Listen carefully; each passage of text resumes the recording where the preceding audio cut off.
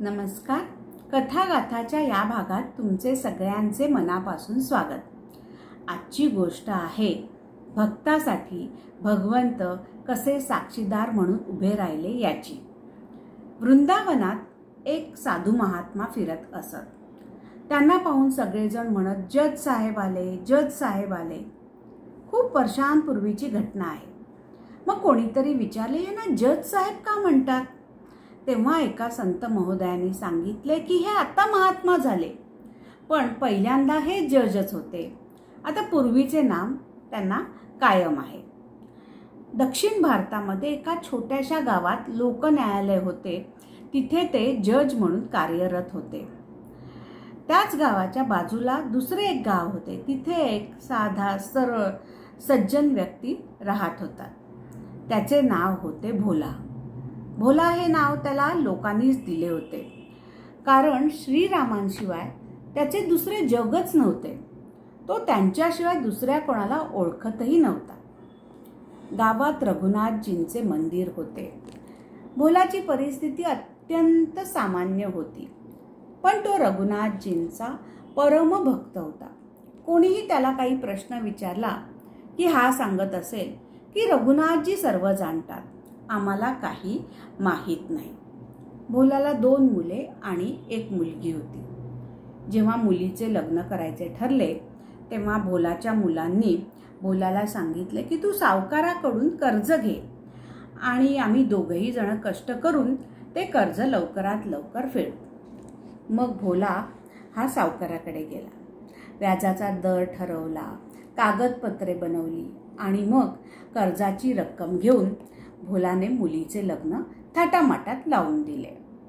मुलीची सासरी पाठवणी केल्यावर मात्र भोलाने संसारातून लक्ष काढून घेतले आणि रघुनाथजींच्या मंदिरात जाऊन राहू लागला. त्याने स्वतःला रघुनाथजींच्या सेवेत लावून घेतले. मुलांनी खूप कष्ट केले आणि थोड्याच दिवसात कर्जाची रक्कम भोलाकडे आणून दिली. भोला शेटजींकडे पैसे घेऊन गेला. शेटजींनी व्याजासकट पैसे मोजून घेतले आणि मग कागदपत्रावर लिहून दिले की सर्व कर्ज चुकते झाले. भोलाला सांगितले, कागदपत्रे तपासून घे. भोला नेहमीप्रमाणे म्हणाला, रघुनाथजी सर्व जाणतात, आम्हाला काही माहीत नाही. आता भोलाचे असे बोलणे ऐकून शेटजींच्या मनात पाप आले. त्यांनी विचार केला की याच्याकडून आणखीन पैसे लुबाडू जाऊ शकतात. हा तर सर्व रघुनाथजींवर सोपवणारा माणूस आहे. मग शेटजी म्हणाले, जरा ती कागदपत्र इथेच ठेव, त्याच्यावर तुला अंगठा लावून घेतो आणि मग तोपर्यंत आमच्यासाठी पाण्याचा माठ घेऊन ये. भोला जसा आत गेला तसे शेटजींनी घाईघाईत कागदपत्राची अदलाबदल केली. भोलाचे कागद एका रजिस्टरमध्ये लपवून ठेवले आणि दुसऱ्या कर्जाचे कागदपत्र बनवून घेतले. भोला पाणी घेऊन आला. शेटजींनी त्याचा अंगठा कागदपत्रावर लावून घेतला आणि ती कागदपत्रे त्याला परत केली. आता भोलाने ती कर्ज फेडल्याची रसीद समजून मंदिराच्या एका कोनाड्यात ठेवून दिली. थोड्याच दिवसांनी शेटजींनी भोलावर मुकादमा लावला. भोलाने कर्जाची रक्कम बुडवली. लोक न्यायालयात केस लावली गेली आणि जज म्हणून हेच महात्मा होते. भोलाला न्यायालयात उभे केले गेले. जजने विचारले, तू शेटजींकडून कर्ज घेतले होते? होय सरकार, पण परतफेड केली. मग भोलाने कर्ज फेडल्याची ती रसीद दाखवली. जजने रसीद बघितली आणि म्हणाले, अरे ही तर कर्ज घेतल्याची रसीद आहे. भोला अत्यंत सरळ आणि साधा माणूस रडू लागला. म्हणाला, रघुनाथजी सर्व जाणतात, आम्हाला काही माहीत नाही. जज साहेब दयाळू वृत्तीचे होते. त्यांना कळले की हा साधा माणूस आहे. त्यांनी विचारले, जेव्हा तू कर्जाची रक्कम परत केलीस त्यावेळी तुमच्या दोघांव्यतिरिक्त तिसरे कोणी उपस्थित होते का? आता भोलाचा स्वभाव जसा होता, जशी सवय होती त्यानुसार तो म्हणाला, जज साहेब, मी शेटजींना पैसे परत केले त्यावेळी माझ्या आणि शेटजींच्या समोर रघुनाथजींशिवाय तिसरे कोणीही नव्हते. जज साहेबांनी मग पुढची तारीख दिली आणि सांगितले, त्या दिवशी तू हजर राहा. आता जज साहेबांचे मत झाले की रघुनाथजी हे त्या गावचे कोणीतरी सज्जन गृहस्थ आहेत जे तिथे उपस्थित असतील, त्यांच्यात उपस्थितीत ही देवाणघेवाण झाली असेल. मग जज साहेबांनी स्वखर्चाने रघुनाथजींच्या नावे समन्स जारी केला. शिपायाला पाठवले गावामध्ये. शिपाई समन्स घेऊन आला. गावात रघुनाथ नावाची कोणी व्यक्तीच नाही. कोणीतरी सांगितले रघुनाथजींचे मंदिर आहे. शिपाई कंटाळला, म्हणाला तेच दाखवा. मंदिरात पुजारी बाहेर बसले होते. शिपाई जप करत होते, जय सियाराम जय सियाराम जय सियाराम. शिपायाने विचारले, रघुनाथजींचे मंदिर हेच आहे का? पुजारी म्हणाले, हो मानेनेच, त्यांचा जप चालला होता. मग शिपायाने समन्स जारी केले. पुजारी समजले. मनातल्या मनात विचार करू लागले, जर भगवंतांनीच मागून घेतले आहे तर आम्ही नाकारणारे कोण? सही करून ते समन्स घेतले. शिपायाला वाटले हेच रघुनाथजी. पुजाऱ्यांनी ते समन्स रघुनाथजींच्या चरणापाशी ठेवले. प्रभूंना म्हणाले, प्रभू आत्तापर्यंत कितीतरी वस्त्रे तुमच्यासाठी आले, नाना अलंकार आले, कितीतरी मिष्टान्ने भक्तांनी तुमच्यासाठी पाठवली गेली, पण आज पहिल्यांदा समन्स आले. भक्त काय करतील काही सांगता येत नाही. मग डोळ्यात अश्रू आणून प्रभूंना विनवणी केली. प्रभू, त्या दीनभक्ताचे तुमच्याशिवाय दुसरे कोणी नाही, तुमच्याशिवाय तो दुसऱ्याला ओळखतही नाही, त्याची लाज राखणे तुमच्या हातात आहे.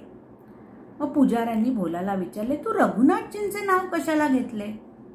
भोला म्हणाला, आम्ही खरे तेच सांगितले. रघुनाथजी सदैव आमच्या सोबत आहेत. हरिबिन संकट कौन निवारे, साधनहीन मलिन दीन में जाऊ कही के द्वारे, इस अनाथ की लाज आज रघुनाथ जी हाथ तुम्हारे, हरिबिन संकट कौन निवारे. मग तारखेच्या एक दिवस अगोदरच पुजारी भोलाला म्हणाले, तू निश्चिंत राहा, तू आजच निघ, जेणेकरून वेळेवर पोचशील. रघुनाथजी त्यांचे ते बघून घेतील. भोला रघुनाथजींना प्रणाम करून निघाला. दुसऱ्या दिवशी पुजारी ब्राह्म्य मुहूर्तावर उठले. रघुनाथजींची आरती केली, त्यांना नवीन वस्त्र नेसवली, भोग चढवला. विचार केला की भगवानजी आज पहिल्यांदा बाहेर जात आहेत, त्यांना नवीन वस्त्रे घालावी. डोळ्यात अश्रू होते, म्हणजे तो भाव असतो ना भक्तीचा, तोच होता. मनात म्हणत होते, प्रभू जी वस्त्रे आवडतील ती घालून जा, पण नक्की जा. भोलाचे तुमच्याशिवाय दुसरे कोणीही नाही. तिकडे भोला न्यायालयात हजर झाला. शेठजी पण आले. जज साहेबांनी विचारले, भोला तुमचे रघुनाथजी कुठे आहेत?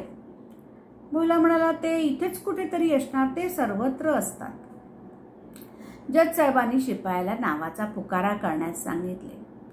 शिपायाने आवाज दिला, रघुनाथजी हाजीर हो, रघुनाथजी हाजीर हो, रघुनाथजी हाजीर हो. 3 वेळा आवाज दिल्यावर एक वृद्ध गृहस्थ हातात काठी, कमरेत वाकलेला एक जीर्ण उपळणं अशा अवस्थेत हजर झाला. रघुनाथ जी हाजिर है, ऐसे 3 नारे जो लगाए है, चाल लटपटी सी एक वृद्ध की झुकी सी देह, साहब के सामने विनित चपरासी साथ, आज रघुनाथ जी गवाह बन आए हैं.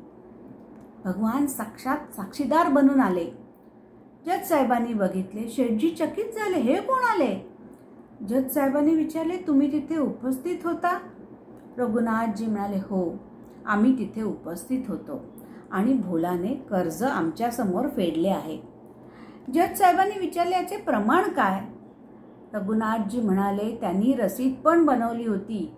तुम्ही शेठजींना इथेच उभे करा आणि त्यांच्या घराची जी बैठक आहे तिथे 3 कपाटे आहेत, त्यातल्या मधल्या कपाटात 32 नंबरच्या रजिस्टरमध्ये तो कागद लपवलेला आहे. अंतर्यामी भगवंतापासून काय लपून राहणार? शिपायांना पाठवले गेले आणि झडती घेण्यात आली. पुरावा सापडला. शेठजींना दंडित केले गेले. भोलाची निर्दोष सुटका झाली. रघुनाथजींचे काम झाले. ते अंतर्धान पावले. इथे जज साहेब विचार करू लागले, इतकी वर्ष न्यायनिवाडा करत आलोय पण असा साक्षीदार कुठे बघितला नाही.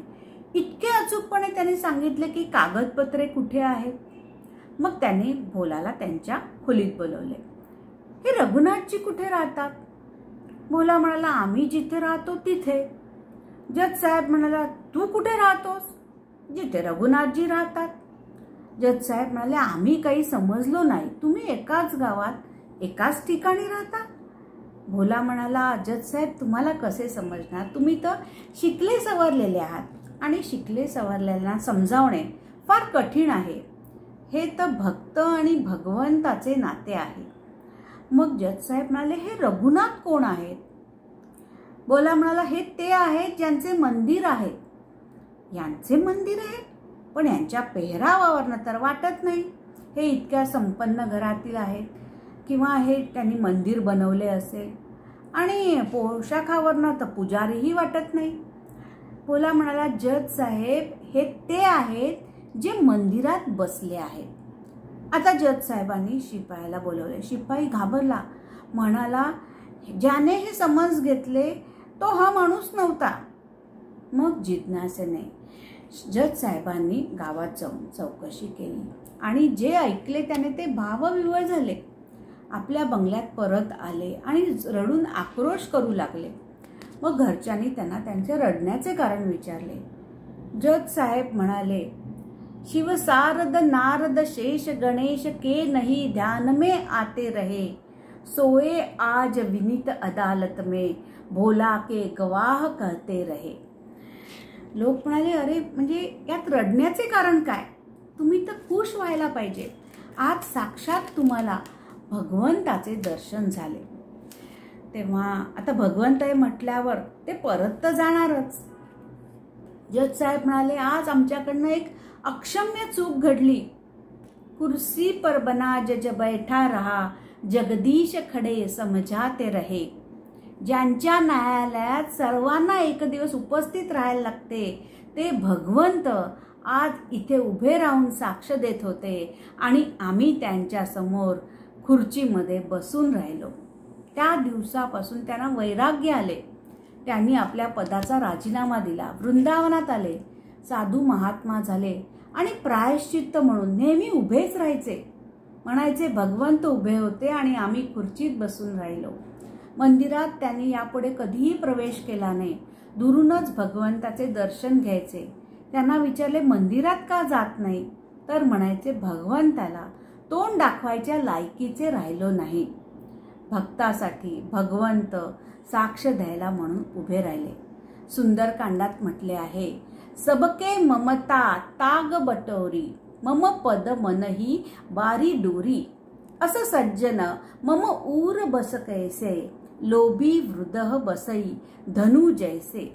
याचा अर्थ असा आहे, म्हणजे प्रभू रामजी असे सांगतात की जे सगळे ममतेचे आपले धागे आहेत, माता पिता पुत्र भाऊ मुलगी परिवार, हे जे सगळे ममतेचे धागे आहेत ते एकत्र करून त्यांची दोरी बनवून आपल्या मनाला जो आमच्या चरणाशी गुंफून ठेवतो असा सज्जन आमच्या हृदयात स्थान मिळवतो. जसे कसे तर एखाद्या लोभी माणसाच्या हृदयात धनाचे स्थान असते, तसे तो सज्जन आमच्या हृदयात स्थान बनवतो. तर आजची ही गोष्ट तुम्हाला आवडली असेल तर लाईक करा, शेअर करा आणि आपल्या चॅनलला सबस्क्राईब करा. धन्यवाद.